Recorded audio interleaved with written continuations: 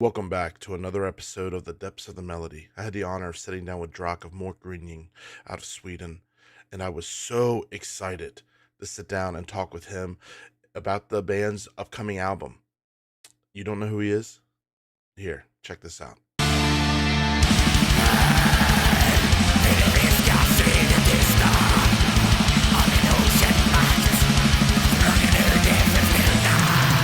Needless to say, I was super excited to do this interview, so I hope that you enjoy our conversation. How you doing now that this album's getting ready to drop? Uh, we're just looking forward to having it released finally. I mean, we actually it was already mixed and done in January this year, so we've basically just been waiting for having it released. So yeah, we're really looking forward to it. But we have released the three singles already from that album, Mhm. and the response has really been good. So yeah, we are stoked to that release day, really. Yeah. So it was done in January. I don't understand the logistics too much. Why, if it's done in January, why does it take, do you guys pick the release date or does the record label work with you on that? No, it's the record label. I mean, if they put too much releases concentrated on one period, there might be, it might be issues on the promotion side. You may not get that much attention if you have a huge load of album being released on one Oh, period. So they need to clear it out over the year, and this is some kind of a after COVID effect when everybody's still releasing a lot of albums, and they said it was massive this year, really. So to give this album a fair chance on the promotion side, they needed to postpone it quite long on this year. But it's better to do that than doing something hasty that just yeah. falling between the chairs. Yeah. Well, it's amazing, man. So anytime that like I'm gonna like talk to somebody and talk about their music, whatever, I always like go back. I look at previous, maybe interviews or whatever. And your history of this band is really like rich. It's Mhm. really I was going back and I'm reading and I'm reading comments on older videos and whatever. And I was like, this they have this crazy cult following that is just really cool, and like I was reading about like when you guys all of a sudden showed up for this show in 2017, everybody kind of thought, wait, what? I thought they were gone. I thought they were done. Yeah. Oh my God, man. That's just epic, dude, because like when you think of like your story, right? Your story of life and how your life has gone, that's badass, man. Like that's what what's this whole journey been like of being in a band and this how's it just how is it? I'm fascinated by that kind of journey. Well, if we look at this comeback show in 2017, as you mentioned, I mean, we thought that the people might have forgotten us for years ago, and we were just like, yeah, there's probably no one will show up on this show, but let's see how it goes. But the response was huge, and apparently they didn't forget us, and yeah, and that gave us new energy to continue. That was supposed to be like a one final show and then do nothing more. But with this energy boost that we got, we decided to record an album, and now this is the second one after that one. So yeah, we're just stoked to have the opportunity to still do this. And yeah, and if we take it from the beginning, that was back in 93, 94 or Hmm. something like that when we formed the band, me and Goff, who had this like a side project when we were quite young. And yeah, it was meant to be like a project only. where we said that, okay, we will do this by ourselves, only we two. No one should know who we are. We shall never play live, and this will just be a project band. But today, if you look at it, we failed on all points, basically. Yeah. But yeah, and I mean, we did this demo, and we got the opportunity to sign to this label, No Fashion Records, Mhm. back in the days, and we just couldn't believe it. So yeah, that's how the first album, Tusen Öra got, saw the daylight, and the rest is basically history. And that first album, that's really a mark. Yeah, that is really in our DNA. That's like some some people might call it a milestone within the genre. Maybe it is. I don't know, but it's sure a recognized album. And the people are still listening to it and appreciating it and wants to hear the songs live. So yeah. It's really it's awesome, man. And especially like in this day and age, there is such um a vast number of artists doing black metal. But when I was listening to your albums, it was unique. Like it was like I'm listening and I'm like, dude, they don't really sound like everything else. Like you can hear little things. But the one of the biggest things that I really picked up from you guys was your use of melody Yeah. and your your melodic riffs, dude. Like when Infernal, I was listening to your previous album, when Infernal came on, I went, holy hell, man, like damn. And then Black Spirit, just to name a Mm. few off that album, really like I was really blown away. And I'm sitting there and I'm going, okay, the use of these melodic riffs are so great. How do people come up with this? Like how do you where did these where did these melodic riffs come from? Because you play the guitar. Yeah. What explain to me, or how do you where do they come from? How do you get inspired to write these riffs? But if you look at the back in the days when we formed the band, we were really influenced by a lot of things. Yeah. We didn't come up with this all by ourselves, even though we got our touch on it, though. But there is a band, which you probably know, called Dissection. Yeah. Oh yeah. Yeah. Yeah. And their first album, when we heard that one when it came out, it just blew us away totally. Mm, I would say that that album really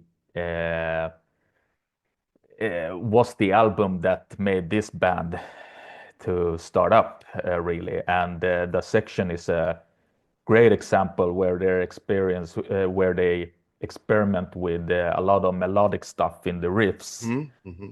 So it's a lot from there that we're taking the inspiration. But then you have also, if you look at the death metal genre, and you look at the Gothenburg sound, as you call it in Sweden, where you had these more melodic death metal bands coming with the In Flames and Dark Tranquillity at the Gates. Hmm. They had some more melodic stuff in their riffs, and I would say also from there we get a lot of this inspiration. So yeah, there you have it basically. That's what we have liked a lot. And yeah, and then of course the rawness and the energy from the death metal scene from the Florida, of course, has made a huge impact, and the Bay Area thrash, and Hmm. as well as the heavy metal scene from Germany. So all this combined together somehow forms this band and its sound. Yeah, and kudos to you, man, for being able to be so influenced by these great titans of music, and you still have crafted a unique sound, man. This new album's coming out, and it appears that like you guys like to not like you have your formula, but you like to always take a step further with each album. How is this next album coming out different to you? Oh, I would say that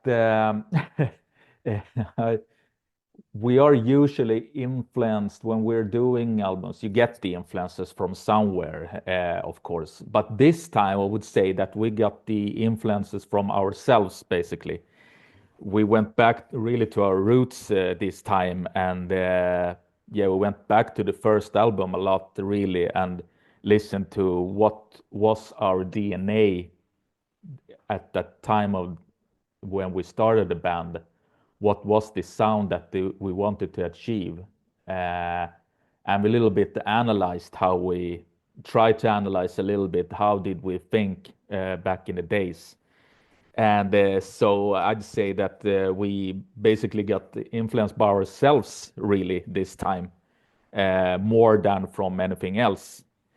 This combined with the stuff that we listened to back in the days when we were young, we listened a lot to the early Slayer albums, for example. And I would say that on the new album, you hear these melodic stuff that we have had on the first album, combined with some rawness from the early Slayer. Uh, and when we wrote the songs this time, we didn't write 10 songs that we decided, okay, we have 10 songs that are good, let's record them and release it on an album. This time we recorded a lot of songs. I think we recorded like 16 songs. We wrote and recorded 16 songs. And then we cherry picked the songs that would be most suitable for the album concept. So this means that, yeah, we have probably about 5 or 6 more songs that we have unreleased uh, during this recording session. So we'll see what happens with them. Sounds like Uh, maybe a special edition vinyl with unreleased music or something. yeah, let's see. We can let's see if the label wants to do something with it. Yeah. Then we'll be open with doing something. We'll just have to see. Yeah. So you were talking about you cherry picked for the concept of this album. What is the main focus and concept of this album? Uh, well, we more or less uh, listen to the songs and try to get them in a good order, so they would like be a good mixture during Yeah. the album. Not only having like a whole album with the fast songs, only with some groovy stuff and some, because we believe in these contrasts in music, having the music going up and down, all the time. And we believe that this is something that gets the listener more interested than having like a full mat on the same level all the time. Hmm. I think this we believe that this brings the music a little bit of a different dimension to it. Not to say that this is the correct way of doing music, It's just your way. It's the way you like. yeah, that's the way we like, and that's what we believe in. So Hmm. that's how we want to do it. Yeah, it helps. It's music. I think albums should be like a journey. It, It's yeah, yeah. like sitting down watching a movie and having it unfold. And I agree with that. You've been doing this for like a really long time. And I know as like a musician and whatever, you can get inspiration from anything. What is to you, what's the strangest thing that has ever inspired you? To for writing music when writing music or Yeah, yeah.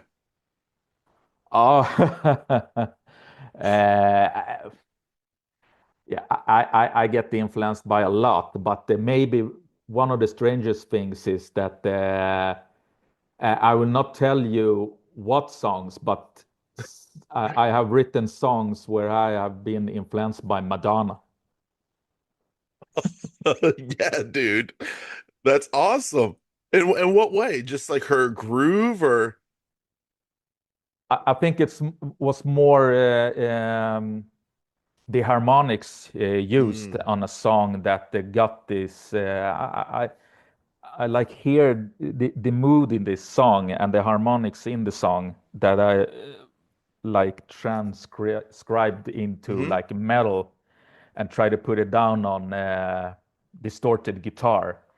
And yeah, and that was like I didn't like steal it, but no. the harmonics or the the chords, Yeah. uh, that may be the weirdest influence, I think. Madonna. Well, dude, I mean, Madonna, you, you can hate her or love her, but like even a lot of pop singers, a lot of people have put out these catchy songs that you could be like the purest of the pure in metal, but you'll hear that song and it will get stuck in your head. Yeah, yeah, yeah. I And you're recognize like, that. why is Yeah, that in my head? yeah. Yeah, what is I'm always kind of curious when people choose to like pursue a life of music, And I kind of wonder now that you are like looking back, you've been doing this since 93. There's been a lot of growth, not just in your music, but I'm assuming also in yourself. What's something that maybe you learned about yourself during this journey that you've really grown to appreciate? It's kind of a deep question. Yeah, it's really deep. I mean, of course, you when you get older, then of course having the strength and the health to still do things and be able to do this, that is something that you really love doing. Then you really appreciate it in a different way than when you were young and you were more angry and did take things for granted in a different way that than you to do today as a older and wiser person. We're just very humble to be able to do this still, and that yeah, there are interest in seeing us live, and that's huge. I mean, that's one of the best things I like doing, performing on stage, really, and that goes for all of us. Yeah. Yeah. It's interesting that you were talking about like when you were angrier. I feel like I can even reflect back and think about, situations from my childhood when I was listening to like metal and everything and now I'm 37 and I still have that anger, Mm. that anger of Mm. life and kind of like I, I think metalheads are the kind of people where we look at life and we're actually very sensitive people and we look at what's wrong and we go, this is fucked up. Yeah. And we have to tell people like this is not right. We see things, whether it be religion or how people treat other people or just the course of life and how other people make choices that are destructive or I don't know if you know what I mean. Like that goes a lot into like your lyrics, right? Like with your writing. You can still be angry on a lot of things today, but maybe you do it in a different way when you get older, and writing it down on lyrics is one way of doing it, really, to write it down. So yeah, I totally agree. And for the love of metal that unites us, really, what we all of us that are into metal, you know, it has probably saved us from a lot of other bad things that we could have done instead. Just for me, example, if I didn't find music, I would have done some really, yeah, criminal things because in the neighborhood I grew up in wasn't that. good, you know. Mhm. So yeah, and things leave marks on you and so on. So and now you channelize it a bit differently, even when you get these really angry feelings sometimes. And their lyrics is one way. I just really appreciate you opening up on like a vulnerable level on certain things, man, because just like you guys were inspired by older bands, there are people that are inspired by you. And Mm, that's an amazing, awesome thing. And um, not just through your music, but like through your lyrics. I'm big on lyrics as well. Like I write as well. And I can kind of see that in you, this passion to speak, to not stand aside, and to this video, this interview, be really cool that people can relate with you on your childhood, you mm, being like, hey man, like it wasn't just great growing up and all of a sudden we did music. yeah, There are other options that we could have done, but fucking music basically saved us. mm, And yeah. I really appreciate that, man. This new album that's coming out, what is one song that you're really excited for people to hear? I know you want everybody to hear the album, but what's that one song you're like,